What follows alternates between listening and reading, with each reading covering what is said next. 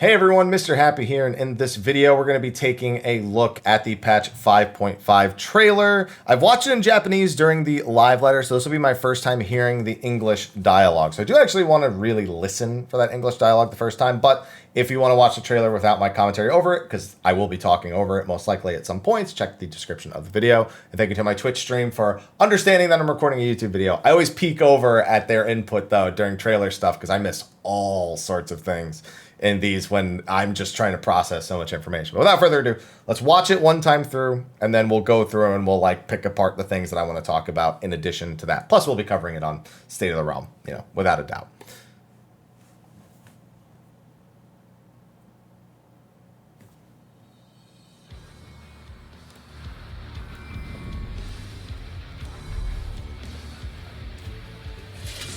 Our adversary moves against us in unprecedented numbers. Fordola's back. It's all Zadnor stuff right there. That's not. And we but few. We may still tip the balance in Eorzea's favor.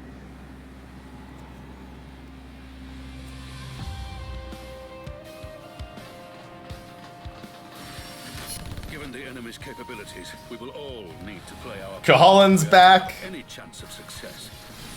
But if any here should give less than their best, it will be to the cost of every living being on this star. You've got a pretty narrow view of what it means to be a hero. Do you know that? You think they're all forged in the fires of battle? That it's all about being brave and killing villains?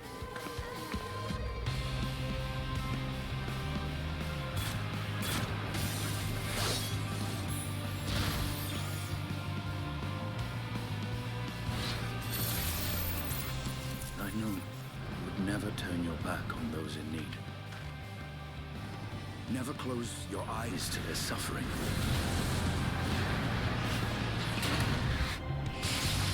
What in Ralga's name happened here? The battlefield's littered with would-be heroes. At this rate, you'll not be next.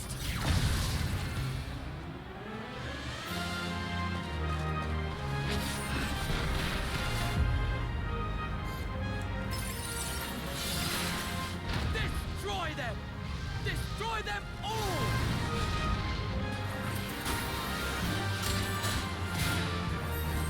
Don't you dare! We came together and we're leaving together.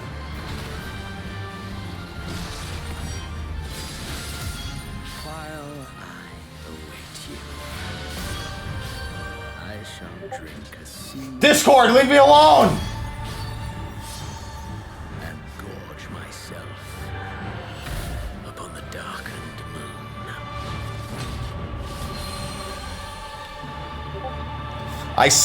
You know what? I'm leaving that in the video. I'm leaving that in the video and we're rewatching the last 30 seconds.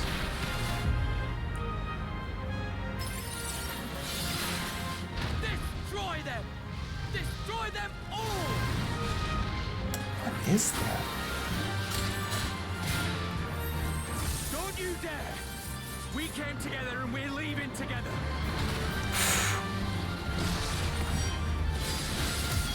While I await you, I shall drink a sea of souls and gorge myself upon the darkened moon.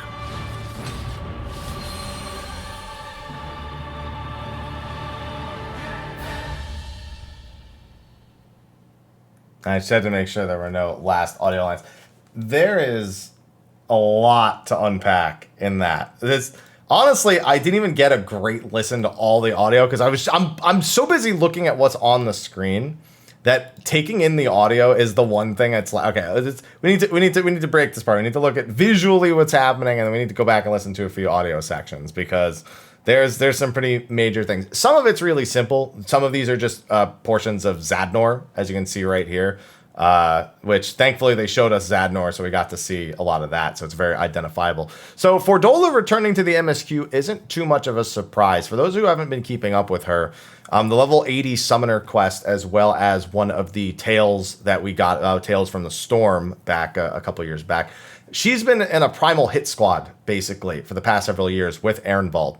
So they are comrades in arms, essentially, and they've been quelling the primal threats while the Warrior of Light / Darkness has been off doing all the other crazy things. But that being said, she's still the kind of hard-headed, tough-spirited person that we left behind. Probably even more so now that she's been basically more battle-hardened over time, especially dealing with specifically primal threat. So you can see that she does not like Alphino. I mean, that's made apparent not just in her physicality in these scenes right here, but most of the lines she's speaking are almost certainly to Alphino. He's a very naive person. He always has been, even through his growth, where he's definitely taken some of that aspect and he's grown out of it. He no doubt still has some ideologies that Fordola would not agree with. Having her return is definitely a big thing for me. I felt like she was unnecessarily absent through a lot of the things that we dealt with, and she just kind of disappeared after 4.1 if you weren't following the side content. Now, this scene appears to be taking place, these scenes, I should say, appear to be taking place in the Sea of Clouds, if I'm not mistaken. We do see a couple of scenes here that make me, or at least remind me of the Sea of Clouds, especially when we see a Vanu a little bit later on. I guess I need a better look at the scenario. It's been a while since I've seen locations like this. I just, my location identification is certainly not been good to me as of late. But Alphino is, I think that seems like the breaking moment where he decides he needs to go become a sage at the very least. Yeah, it's a red crystal. So where is this exact location? Yeah, Thanolin at night. It being nighttime is really not. Oh, wait. Could that be Cartno, actually? Because there is a scene here that looks like it's in Cartno. So I'm wondering if maybe it's there. If we skip around later to Lunar Ifrit, we do see that the Lunar Ifrit encounter is indeed in Cartno, and there's a few other pictures here that make it seem like that. Yeah, the tower formation is the big thing for me, seeing the wooden stairs as well in the back. Skipping ahead a little bit, that's an audio section we'll have to come back to. We get to see Zadnor. We get to hear another remixed theme, the background theme for Zadnor itself. Now, Zadnor is the area around the ship. The ship is called the, I've already forgotten. What is, the Darialda? I can't remember. No, I got it backwards, I think. I just was saying it in the video prior to this, and my brain is already melted from trying to understand everything that's happening here. The ship is not Zadnor. Zadnor is the area. The ship is going to be where our final 48-man encounter is going to be, the finale of the Bozja series, where the fourth is making the final stand. Yeah, Darialda. There you go, Darialda. I don't know why I was trying to add an R in there. So we just get to see a little bit of a peek into that. It's going to be very similar to Castrum. You can see some of the walls. Now, this is Final Fantasy XII's Cuchulainn, not the Cuchulainn that we grew to know in the Void Arc. See him bouncing around a little bit. And I expect he'll probably be a pain here, as he was a pain in the past. But this is the one true Cuchulainn, as far as we can tell. Now, it looks like they're dealing with some temperings that happened here, likely due to the towers themselves. You can see helping with that, some of the Vanus that are here. And yeah, getting a better look, I'm pretty sure that this is Cartno. So the area on the left, this is the same place. The area on the left is the platform in the center of Cartno. So there's a Nath here, a Vanu here. So there's a lot going on here. This everyone coming together, the alliance of the beast tribes and the main races, definitely seems to be the central theme. It was something that was projected in 5.4. So it's, it was always a very likely way to be how we moved forward with things. Again, you can see the ship here going back out into more of Zadnor, as if we needed to see more. Come on, leave some fun and surprises for us. We got our boy Lion here. She's protecting them from fire, probably from the ship as they approach. And I have to imagine that, so I thought maybe Lion would survive this series. I'm not so sure looking at this scene right here. Because this does not look like it's something that's going to end well for them. We know that the 4th is very much okay and actively participates in things like primal summoning and forbidden magics. So the idea of there being something hidden in Zadnor that is part of their end game, part of the goal that will lead them, especially now that they've lost the queen herself, I have to imagine that that's going to be key to the plan. And you know what? I say lost the queen, but if we go forward a little bit more, that is save... Is that save the queen? That's either another weapon. It's kind of hard to tell because of the crystallization around it, but it has a very similar shape to the save the queen itself. And it looks like it is, going to be another central theme. They're still going to be harnessing the energy from it in some way. So they're not quite done dealing with the energy the save the queen has stored in it. We also get to see a giant mech, which that thing has missiles mounted on its shoulders, and now I really want to play Armored Core again. This is also inside of this is not Diamond Weapon or anything. This is inside of the 48 man. You can tell from the scenery around it and from just the overall design of it. So oh boy, that was again a lot to unpack. Slice down a bunch of dudes here. And he's got the energy in the back. I can see this. I just want to back up a little bit. We got Makoto making the shield. All right, got the Ifrit battle axe in one hand. Yeah, and then it's just, a few scenes with some familiar characters that have survived everything. Fordola and Estinian. You can see Estinian right there. So making sure to bring everyone back into the fray with this one. So we move forward. Yeah, so she has a conversation with Estinian there very briefly. Then we get to see the hacker zone inside the Nier raid. Not really much other than recognizing a few references and knowing what this was used for in Automata. There's very little that we can say too much about the tower, but people are definitely already formulating end results on what all of this will result in being. This is the finale of the Nier raids. Still expecting some New Game Plus shenanigans, but I'm not going to get too deep into these characters or anything like this. It's just not much in my interest wheelhouse. Although I am hoping it turns out and ends well. I mean, I've said it enough in the past. It just hasn't been doing it for me up to this point. Now, it's really weird because this is a death flag and a half, but we've seen the trailer for Endwalker, so unless that's a super big bait, a red herring, this is most likely she's fine. She may undergo a change mentally from it, but she's about to do something real dumb that she expects maybe will result in her death, but I sincerely doubt that it will. It looks like she might be participating in freeing Tiamat in some way, given that this is Azys Law that appears to be behind her. It reminds me of the trees and the snare. So she's very likely, I can't really make out if that's Tiamat on her left in the contraption that's containing her, but she might just be helping Estinian finally free her, because other than that, I can't imagine what else.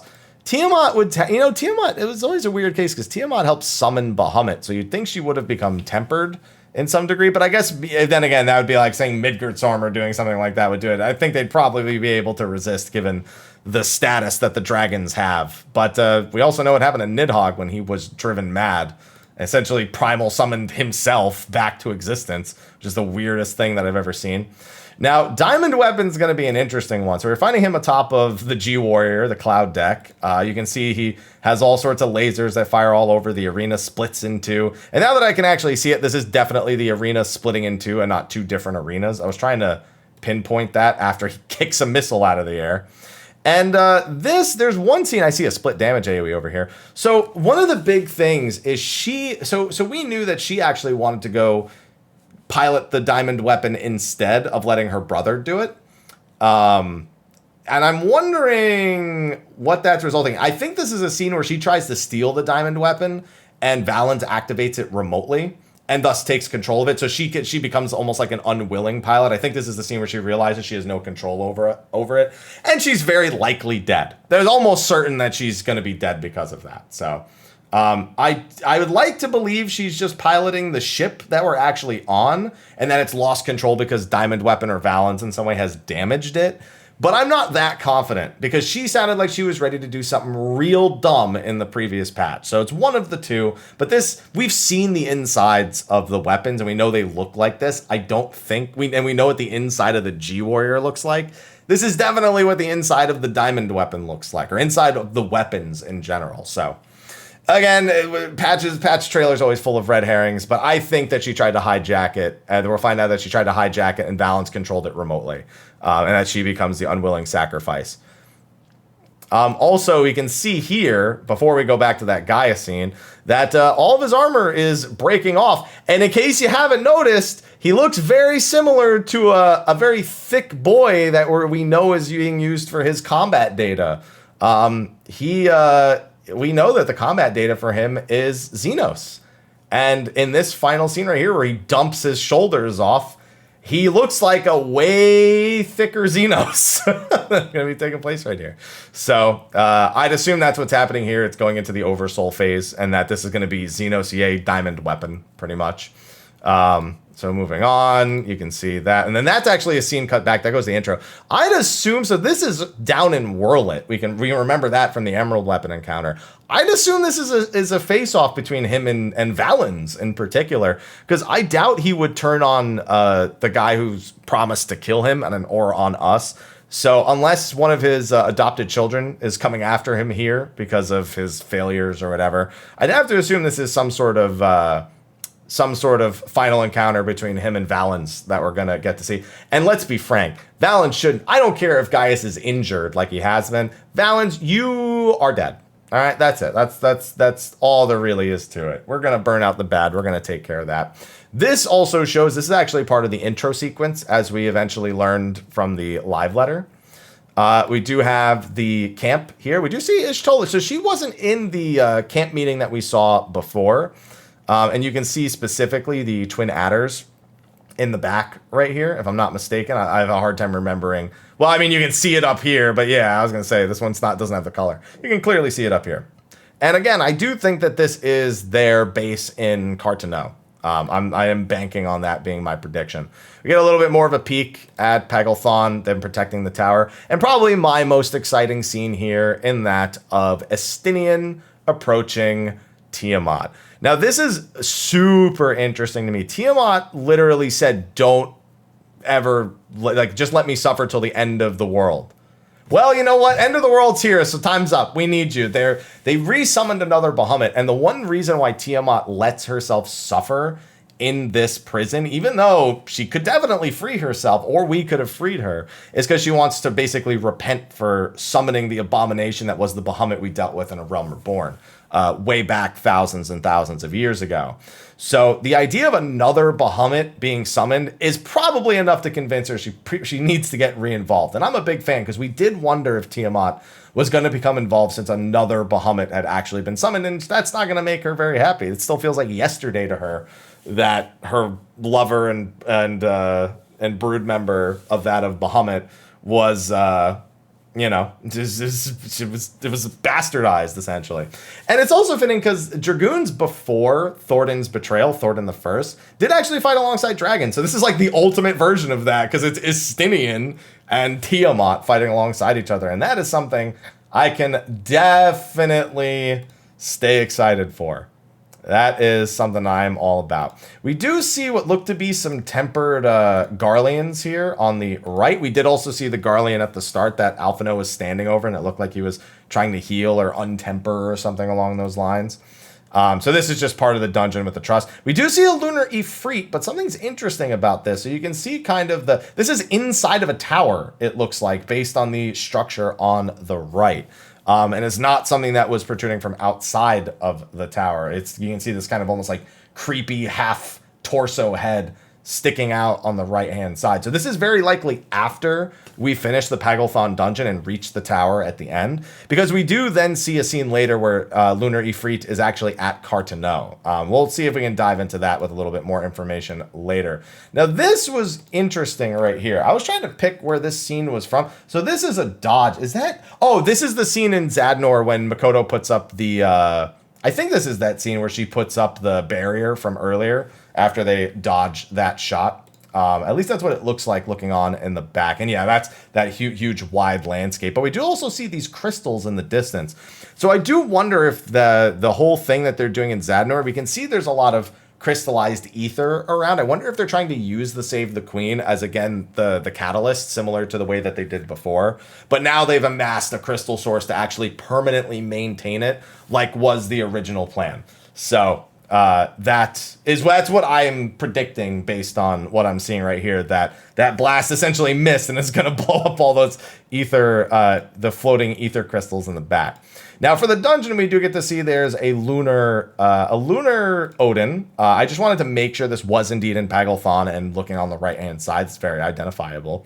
You can see that this is also certainly there, and it looks like we have a friend, because that is not an enemy on the left. That is very much our girl Tiamat, fighting alongside us for a few portions in the dungeon, fighting some other dragons of all things too. So I had to definitely take note of that, because there's no way that is not someone who's on our side, given the location to us. And no, she's not a trust. I doubt she's a trust, but it would be really... Imagine if she was a trust for the dungeon. That would be stupid, but you know what? I'm totally down for that in the future. We have Lunar Ravana here as well. Now, this is another thing that's interesting. So again, I'm trying to figure out sources, because this also looks like it's in Cartano and not in Pagalthon. So a big thing to remember, in the dungeon preview for Pagalthon, we do see essentially Floros, another version of Floros, or the boss from turn 10, one of the other ones.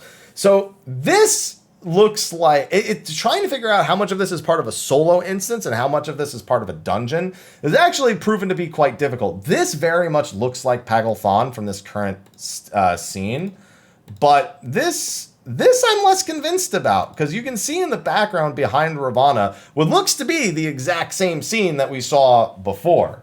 So unless Pagalthon somehow has us end up back in Cartano, I have a feeling that this is actually still part of a solo instance. It's hard to tell. I don't have the location identification of these pillars, these torches that are here on the right. But in Pagalthon, we've seen nothing of these Dalamud shards, and these are certainly the ones that we see over in Cartano Flat. You can see the Graha, you can see Alice on the right-hand side. I don't know if we can see anybody else floating around. It almost looks like, the way they've angled this, they make it look like it's an instance where we're playing as the different Scions using the what's it called feature, the role-playing feature. Just because of the camera angle that they actually do. But whether or not they're trust versus just allies that follow us into these fights is actually kind of hard to tell. Now, this, on the other hand, almost certainly is the distance behind Pagalthon. The sunlight, the sky. This is something, the most identifiable thing that shows up in the Odin section prior to it. And this is very likely the distance. We know that the Amalja are a nomadic tribe. You can see their little tents and villages in the background, and one main establishment here that looks to be threatened. And on top of that, yeah, we're on the backs of dragons. Those are probably just transferring us from location A to location B. We've got a wyvern right up there, and it looks like, is that Tiamat right in front of us? Yeah, I think that's also Tiamat, who's got everybody else on her back just past that. Yeah, you can see Tiamat flying right in front of us. And then a quick fight between Lunar Bahamut and Tiamat as well. And then we can see with us right here, this is almost certainly the end of Pagalthon that we're seeing right here. If I could hold it on the screen for a remote second and just use the left and right arrows on the keyboard to just move between the frames real quick. I just want a better picture. You can see this. This is almost certainly the last boss of Pagalthon, between, again, the sky in the back and whatnot. So a worthy inclusion, a worthy final boss, I'd say, of the dungeon. Though, again, I did expect it to be Lunar Ifrit, but we do see a little bit later on. I got to make sure I get these. See, now this is the most discernible scene from Cartano. This is almost certainly in Cartano. And you can see us fighting specifically alongside Estinian in this exact scene. So that's why Cartno is on my mind. And again, we can see those structures in the back. So a lot of this seems to be taking place not in Pagalthon. A lot of this stuff is probably from a solo instance in 5.5 Part 2. Now, as for remaining mysteries in the patch, we have a series of weapons here that Xenos is picking between, seemingly in one of the lobbies in the remains of Garlemald. We can see some identifiable weapons here, like a glowy Faust spear. We see a few primal weapons in here. But we don't see anything that would indicate. We see Cloud. Is that Cloud sword in the? No, it's not. Is that the Kingdom Hearts Cloud sword in the back? Is that what I see back there? The one with the bandages all around it? No, it's probably something that's already in the game and I just don't remember it. Yeah, there's basically just a hodgepodge of weapons that you can identify either from this game or from other ones. Ultimate Blade Works. Okay, there you go. That's a tome sword. Okay, I don't know Dark Knight swords, but it reminds me of that more than anything else. But where's Frostmourne? So, none of these, however, are weapons that we are predicting he will actually be using by the time. We assume this is just a collection of weapons and he's trying to make a decision. I'm still betting on that scythe. I don't think it's any of these weapons here, and I don't see a scythe here. I don't see a new weapon here, and I'm still on the train that he will wield a new weapon altogether and not an existing weapon. So that's where I'm standing on that one. He picks one out. Now, this is probably the one last remaining mystery that God, I did the wrong button again. This is the one last remaining mystery that people are probably trying to figure out. And that is who this is right here. Now, it's a hard tell. It's hard to tell if that's like the embodiment of. So first of all, where are we in this scene? That appears to be Cartno again in the background, if I'm not mistaken. There's a quite a, oh yeah, I'm sorry, that's Silvertear. That's the Agrius in the back. So there's a few possibilities here. A physical embodiment of Hydaelyn in some degree. Another Venat. Venat's should be a reasonable guess. It could just be, honestly, the demeanor of the character makes it's like she's wearing like a dress. You can see kind of like long hair, very long hair, mind you. Which almost reminds me of Minfilia. You can see kind of like her hair twisting to like the back of her robe a little bit, just barely. And then yeah, one thing I saw for a brief second, I thought it was a sail. For a very brief moment, but then this freeze frame makes me think that less, and I kind of hope it isn't, to be honest. So I don't know. This is probably going to be the biggest thing that we expect to have to unfurl in the finished patch. Because it blows my mind even just seeing it. Where it is a big thing. So one of the biggest things we were told we would discover with Shadowbringers, the secret of Silvertear Lake. We don't know. This has to be it. We were promised at the beginning of the expansion, one of the things we would get an answer to is what is actually under Silvertear Lake. And look where we are, and look what's happening. There has to be something, some sort of correlation between the two. It might be the closest point to Hydaelyn, the easiest way of communicating with her, which would also make sense given the proximity of the device that got us sent to the first. It would make it the best location to possibly travel between worlds. So whether or not it's another character, if it's anything else, it's mind blown. Mind blown. For the remaining, I don't think there's anything else in the remaining scenes. I think it's just dialogue. Oh, yeah, and then there's a quick shot of the moon. And, of course, Xenos talking about how he'll drink deep of souls and, you know, harness the power of the dark moon. So that's, oh, boy. There's a lot to unpack with that one. Now, for the audio, there's a lot of it is dialogue. You can at least place or, like, expect what kind of red herring it is. But if we go back all the way to the beginning here, and we just listen to some of the talking that's here.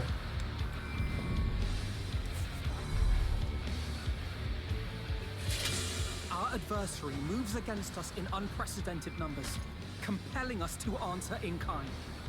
The outlook, in short, is bleak. Yet though our foes are many, and we but few, we may still tip the balance in Eorzea's favor. So that just sounds like the towers creating basically creating all of the tempered. There's a lot of people that are going to be affected by this. We've already seen at the end of 5.4 that they send a few scouts to a tower, they come back tempered. And that's happening all over Eorzea, without a doubt. Not to mention the actual fears creating things like Lunar Ravana, Lunar Ifrit, Lunar Odin. You know, there's all these abominations. So I think that's just a reference to what's happening all over the world and the number of enemies that are present.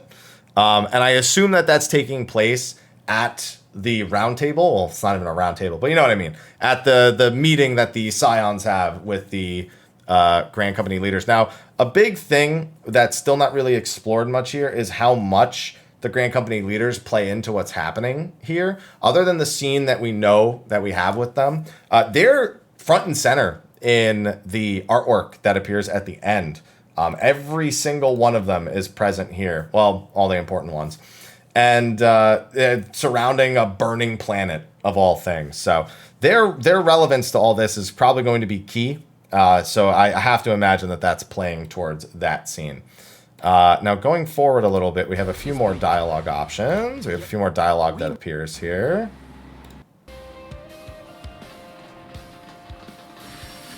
Given the enemy's capabilities, we will all need to play our part if we are to have any chance of success. All right, that's definitely also at the round table. It's been a while since I've heard his voice, but correct me if I'm wrong, Rob Bond. That's a given. Like that's clearly at the round table, just being like, yeah, following up Alphino's speech right there. But if any here should give less than their best, it will be to the cost of every living being on this star. You've got a pretty narrow view of what it means to be a hero. Do you know that? You think they're all forged in the fires of battle? That it's all about being brave and killing villains? That's Fordola, obviously. That's not a red herring. That's her voice. We know that she has a very different view on the world, given everything that's happened and everything she's been dealing with. So nothing really much to unpack with that. Whether or not she's having that conversation with Estinian, more likely she's having it with Alphino, and it's in the scene earlier where she pushed him, because that's really an Alphino kind of view. Estinian is not so jaded as Alphino would be to have that kind of outlook, regardless of being the older brother figure to Alphino overall. So almost certainly the scene with Alphino where she's saying that.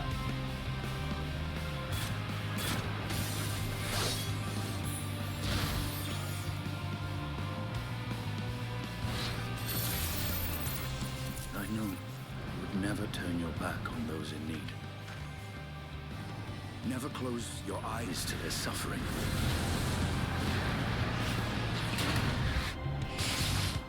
In Ralga's name happened here. The battlefield's littered with would-be heroes. At this rate, you'll not be next. All right, so that sounds... I'm trying to pin whose voice that is. If I'm not is that Ehrenfeld?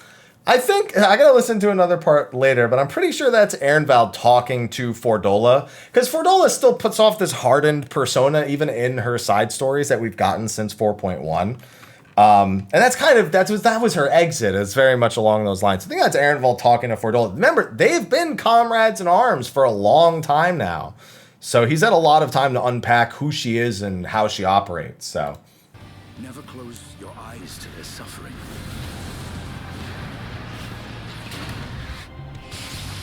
But in Ralga's name happened here. The battlefield's littered with would-be heroes. At this rate, you'll not be next. Fordola again.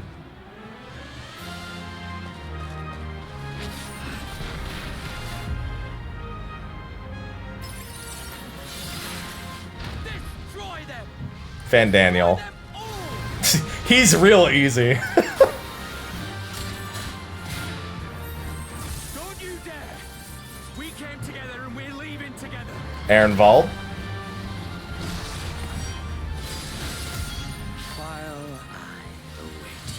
And this is Xenos. I shall drink a sea of souls and gorge myself upon the darkened moon.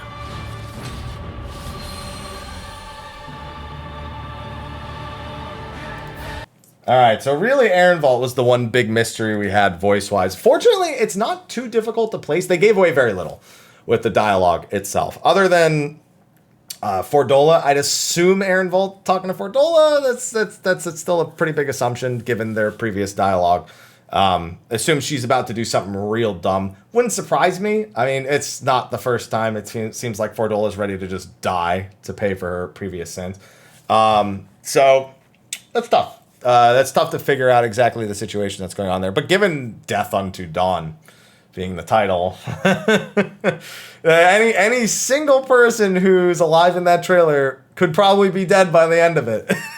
So really hard to tell if that would be Fordola or Ehrenwald. I'd sooner actually think Ehrenwald would die and Fordola would continue on into Endwalker, but that's, oh boy. So anyway, regardless of that, it's an incredible trailer that leaves a lot of questions. It doesn't spoil too much. It just tickles the nerves in my brain just enough to make me very impatient for part 2. Because part 1 is going to make me impatient for part 2. But I'm already impatient for part 2 because I know I'm going to be upset when I finish part 1 and it's okay. It's fine. It's fine.